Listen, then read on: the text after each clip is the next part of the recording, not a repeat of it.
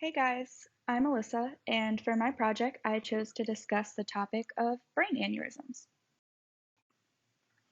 So, first off, what is a brain aneurysm?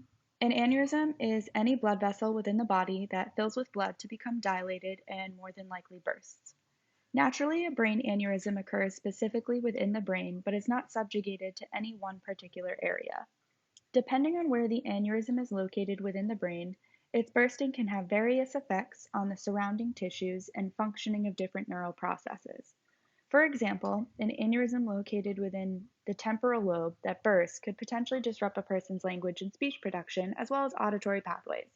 Many describe the feeling of an aneurysm as an incredibly intense headache. Though migraines are often described as intense headaches with other associated symptoms like light sensitivity, brain aneurysms are significantly more painful and can have a variety of symptoms depending on the type of aneurysm. There are three broad types of brain aneurysms, which includes ruptured, leaking, and unruptured. Ruptured aneurysms are ones that have already burst. The actual bursting process only lasts about 5 seconds or so. However, the after effects are incredibly dangerous and can cause severe tissue damage. Leaking aneurysms are those that are on their way to bursting and more than likely will.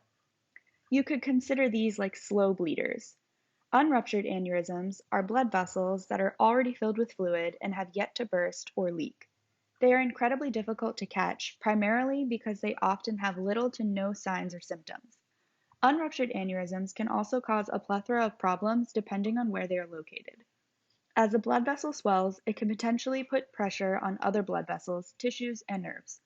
There are four specific types of aneurysms, as you can see in this image here. These are all location-oriented. A saccular aneurysm only bulges from one side of an artery. A giant aneurysm will include more than one artery. These are particularly dangerous when ruptured because they can cause a larger surface area's worth of damage. A fusiform aneurysm bulges from all sides. Think of it almost as how your skin raises after getting bitten by a mosquito. It's fairly uniform in shape. Lastly, we have a mycotic aneurysm, which results from the artery wall becoming infected. These are incredibly rare. Each type of aneurysm, ruptured, leaking, and unruptured, all have their own signs and symptoms, some of which overlap. Ruptured aneurysms naturally have the most symptoms, which include everything you see here, as well as a potentially drooping eyelid and double vision. The severe headache that is described is always sudden and incredibly intense, which is quite different from a normal headache, which often becomes gradually more or less painful over time. Leaking aneurysms generally tend to only produce the sudden severe headache. However, a leaking aneurysm is incredibly likely to burst if it is not caught in time. Unruptured aneurysms tend to have more localized pain, somewhat similar to a migraine, occurring behind the eyes. They can often cause dilated pupils, vision changes, and facial numbness. Unfortunately, the cause of aneurysms are essentially unknown and can happen to anyone. This makes them essentially far more dangerous because there is no foolproof way to prevent them from occurring. There are certain risk factors that can make a person more susceptible to brain aneurysms, but of course, there is no guarantee of getting one or not. Like many other diseases, smoking can put you at a higher risk as well as hypertension. An increase in blood pressure is often what leads to the artery to become filled with blood and dilated, so people with hypertension are at a much higher risk, and smoking can just perpetuate that risk further. Other associated risk factors are having a familial history of aneurysms, alcoholism, and some illicit drug use associated with stimulants like cocaine and amphetamines. Age can also play a factor as well. Brain aneurysms are incredibly common. Roughly 1 in 50 people may be diagnosed with one. The main way to be diagnosed with a brain aneurysm is through diagnostic testing like CT scans, MRIs, and cerebral angiograms. These can help physicians determine whether or not there is bleeding present in the brain and if an aneurysm is the cause of it.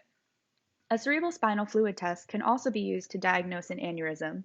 When bleeding occurs within the brain, red blood cells will begin to mix with the fluid surrounding the brain and spine. A cerebrospinal fluid test is the most painful and requires a large needle to be inserted into the spine where fluid is removed. Cerebrospinal fluid testing is beneficial because it can show that bleeding is present in the brain that may not be picked up by a CT or MRI. When it comes to treatment, surgery is the gold standard for ruptured aneurysms. There are two main surgeries: surgical clipping, which you can see here on this slide, and endovascular coiling. Surgical clipping uses a small metal clip to clamp the neck of the ruptured aneurysm and stops the blood flow to it. Surgical clipping, however, is an incredibly invasive surgery and requires removal of a section of the skull. Endovascular coiling is much less invasive. A catheter is inserted into an artery, typically in the groin, and thread through the body to the aneurysm. A small platinum wire is then inserted into the catheter and coils within the aneurysm, disrupting blood flow and sealing off the artery. Both procedures come with their own set of risks, particularly brain bleeds, and coiling may need to be repeated at a later date due to the aneurysm reopening. This completes my presentation on brain aneurysms. I hope you all enjoyed listening to it as much as I enjoyed making it. Thank you.